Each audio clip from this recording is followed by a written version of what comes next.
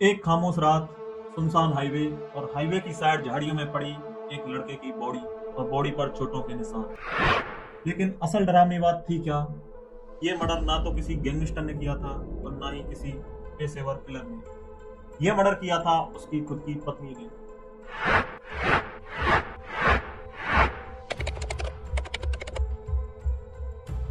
नमस्कार दोस्तों, हर बार की तरह हर कहानी के पीछे छुपा होता है एक सच, और सच के पीछे होता है एक लंबा सफर। आज हम आपको लेके चलते हैं हम उसी सफर में। आइए जुड़ते हैं गवाहों, घटनाओं, अनसुनी आवाज एवं दस्तावेजों की इस भूलभुलैया। यह कहानी है मध्य प्रदेश बुरहानपुर शहर की। 12 अप्रैल 2025, रमजान का महीना, शहर में सामान्य शांति। 13 अप्रैल की सुबह आईटीआई कॉलेज के पास एक युवक का शव मिलता है। सबको देखने के बाद पूरे इलाके में दहशत का माहौल। सबकी पहचान होती है राहुल और गोल्डी पाटिल, जो साइबर इलाके का रहने वाला था। शरीर पर 36 घावों के निशान और चेहरे पर संघर्ष एवं दर्द, जो शायद उसने अंतिम पलों में लड़ते हुए महसूस किया।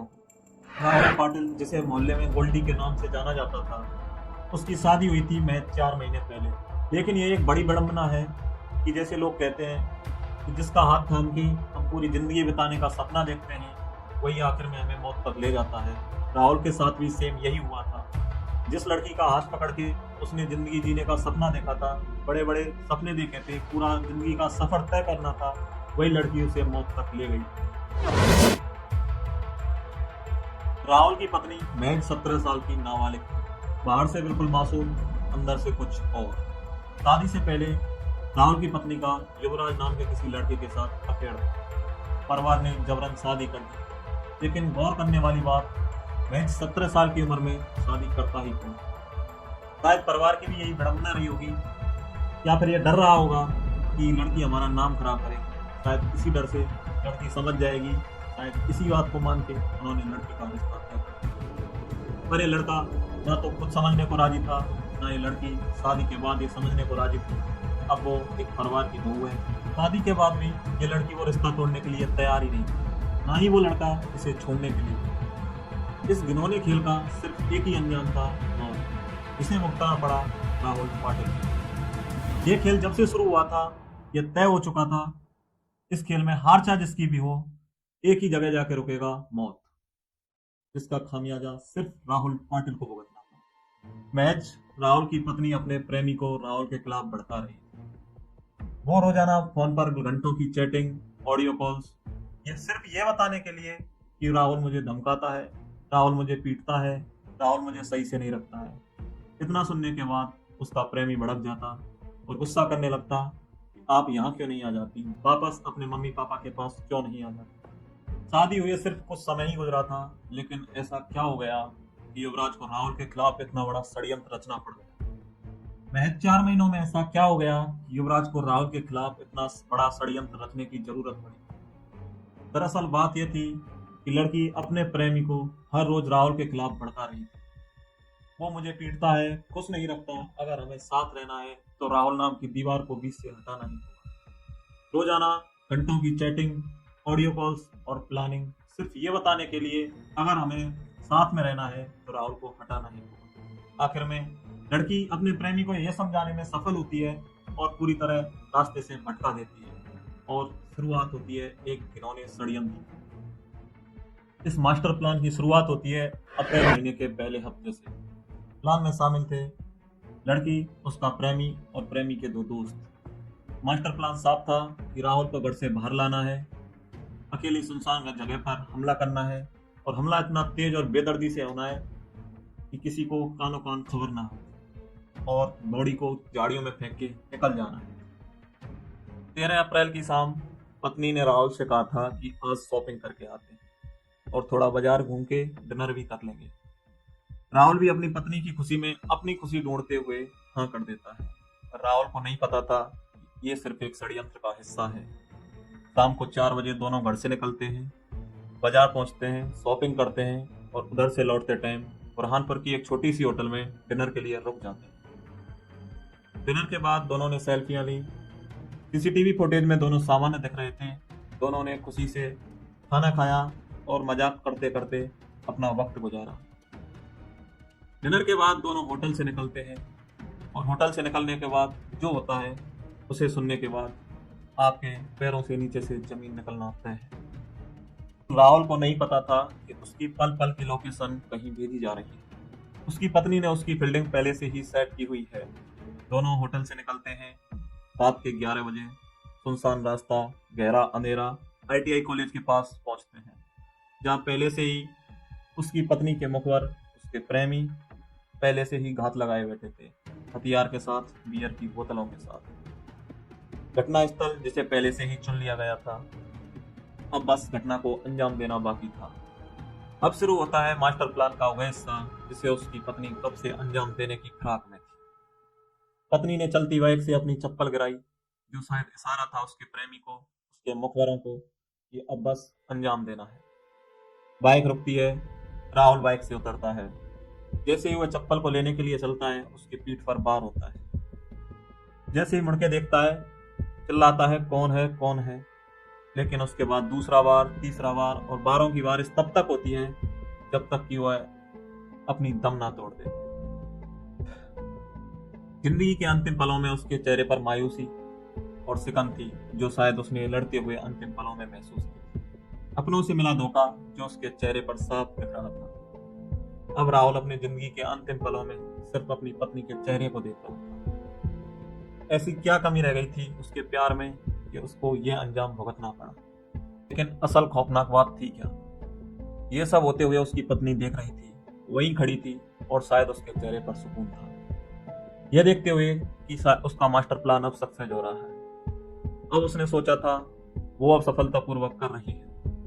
राहुल के शरीर पर 36 चोटों के निशान, जो चाकू और बियर की बोतलों से खुले। राहुल अंतिम पलों में बस अपनी पत्नी के चेहरे को देख रहा था। अंत में पत्नी ने अपने जेब से फोन निकाला और वीडियो कॉल की अपने प्रेमी को। वीडियो कॉल पर सिर्फ 2 लफ्ज, काम हो गया है। इतना कहने के बाद फोन कट होता है और पत्नी आरोपियों के साथ फरार हो जाती है। लेकिन फरार होने से पहले सबको खींचकर झाड़ियों में फेंका गया और हत्यारे फरार हुए। लेकिन उनको लग रहा था कि अब उनको कोई पकड़ ही नहीं सकता। लेकिन इस बात से बेखबर कि सत्य कभी छुप ही नहीं सकता। अगली सुबह आईटीआई कॉलेज के बाहर बदबू और खून के निशान थे। लोगों ने देखा कि वहां किसी युवक का शव पड़ा हुआ है। पुलिस को सूचना दी गई। पुलिस मौके पर पहुंचती है। यहाँ से शुरू होती है पुलिस की वो जांच, जहां से कुछ ही समय में पुलिस ने उसकी पत्नी, उसके प्रेमी तथा उसका साथ देने वाले अपराधियों को गिरफ्तार कर लिया। बुरहानपुर पुलिस मौके पर पहुंचती है और घटना स्थल पर देखती है कि सब पर 36 चोटों के निशान थे। ये कोई सामान्य एक्सीडेंट नहीं था या कोई रोड दुर्घटना नहीं थी जिसमें राहुल ने अपनी जान गंवाई थी। ये कोई सोची समझी साजिश थी जिसके तहत राहुल की हत्या की गई थी। यह घटना किसी ऐसी नफरत की वजह से थी जिसकी कहानी उसके शरीर पर पड़े चोटों के निशान बयां कर रही। अंत में परिजनों को सूचना दी गई। घंटों बाद परिजन वहां पहुंचते हैं, रोते हुए सिर्फ एक ही सवाल कि आखिरकार ये किया तो किया किसने। अंत में पत्नी भी वहां पहुंचती है और अपना ड्रामा शुरू करती है। लेकिन उसके चेहरे पर ना तो दर्द था, ना सदमा, बस एक शांत और कुछ दिखाती आंसू, जिनसे वो परिजनों को शांत करने की कोशिश कर रही थी। मानो उस पर क्या गुजर गई, ऐसा सब कुछ दिखा रही थी, लेकिन सच्चाई छुपने वाली नहीं। बयान के लिए राहुल की पत्नी को पुलिस स्टेशन लाया गया। पुलिस स्टेशन में उसकी पत्नी बिल्कुल शांत, ना कोई सदमा, ना घबराहट, चुप खड़ी थी। यह शांति बयां कर रही थी कि एक सामान्य पत्नी इस तरह बिल्कुल नहीं हो सकती। पुलिस को इस पर थोड़ी आशंका हुई। जैसे ही पुलिस ने मोबाइल लोकेशन निकाली, केस ने अपना रुख पूरी तरह बदल लिया। पत्नी के मोबाइल की लोकेशन उसी जगह की आ रही थी जहां पर राहुल की निर्मम हत्या की गई थी। लेकिन सबसे खतरनाक सबूत वो वीडियो कॉल जो अंत में पत्नी ने अपने प्रेमी को की थी। पुलिस ने सारे सबूतों को एक कड़ी में पिरोया और पत्नी के सामने रखा। पत्नी की सांसें फूलने लगी, चेहरा पीला पड़ने लगा और अंत में पत्नी ने कबूल लिया कि हाँ, ये सब उसी ने किया। धीरे धीरे पत्नी ने अपना पूरा मास्टर प्लान बताया। अन्य आरोपियों के नाम सामने आए। आरोपी, प्रेमी तथा उसके 2 दोस्त। पुलिस ने पत्नी से प्रेमी तथा उन लड़कों के नंबर लेके प्रेस पर डाल दिए। उनकी भी लोकेशन निकाली गई। पुलिस ने उनको भी गिरफ्तार कर लिया और सारी बातें कबूल करवाई। पुलिस ने जिन आरोपियों को गिरफ्तार किया था उनमें थे युवराज पाटिल, जो उसकी पत्नी का प्रेमी था, एक और अन्य दोस्त ललित, जो उसका बहुत पुराना दोस्त था, तथा एक नाबालिग दोस्त। इस घटना को महज अंजाम दिया था दो नाबालिग और दो बालिग लोग। उसकी पत्नी भी नाबालिग थी। दो नाबालिग और दो बालिग लोग आखिरकार इस घटना को अंजाम कैसे दे सकते हैं, यह सुनने के बाद पूरा इलाका दंग था। बुरहानपुर में यह खबर आग की तरह फैल गई। महज 17 साल की औरत इतना सब कुछ कैसे प्लान कर सकती है? लोगों की जबान पर बस एक ही सवाल था, आखिरकार 17 साल की लड़की का दिल इतना पत्थर कैसे हो सकता? पुलिस का कहना था कि केस बेहद क्रूर था, हत्या पूर्व नियोजित थी, सबूत मौजूद थे और आरोपियों को सजा मिल गई। लेकिन क्या उस घर का वो चिराग जो हमेशा के लिए बुझ गया, आरोपियों के जेल जाने से वापस आ गया? एक माँ जिसने अपने बच्चे को इतने प्यार से पाला था, एक बहन, क्या उसका भाई बाप कभी वापस आ पाएगा? अदालत में केस की सुनवाई हुई। तीनों आरोपियों को जेल भेजा गया, पत्नी को जुवेनाइल बोर्ड भेजा जाता है। इस केस से जो 3 सवाल सामने आए, पहला कि नाबालिग की शादी आखिरकार किसे बर्बाद कर?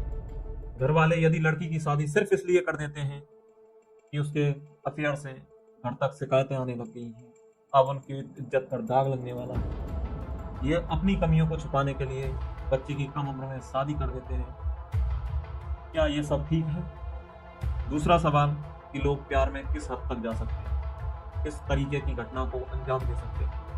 और तीसरा सवाल कि 36 चोटों के निशान, 36 वारों के निशान जो राहुल की शरीर पर थे, क्या यह नफरत थी या प्यार का जुनून?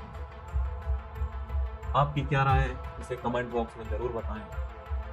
अंत में राहुल की कहानी से सिर्फ एक सबक मिलता है, प्यार और नफरत के खेल में कभी कभी इंसान राक्षस बनता है, और वो राक्षस हमारे घर के अंदर ही रहता है, जिस पर हमारी कभी नजर जाती है। हम अपने कितने भी प्यार और दुलार से उसको इंसान बना ही नहीं सकते। उसकी कुत्सित मानसिकता उसे अंत की ओर ले ही जाती है। जो सिर्फ अपनी लड़की की शादी बालिग होने से पहले सिर्फ इसलिए कर देते हैं कि लव अफेयर से ये हमारा नाम खराब करेगी, बिना लड़की का सुझाव लिए इस सब को अंजाम देने से पहले एक बार माता पिता को सोच लेना चाहिए कि ये लड़की कितने परिवारों को खराब कर सकती है, कितने परिवारों की जिंदगियां उससे उजड़ सकती हैं। मिलते हैं किसी नए केस के साथ, तब तक हमारे चैनल पर बने रहिए और चैनल को सब्सक्राइब कर लीजिए। नमस्कार।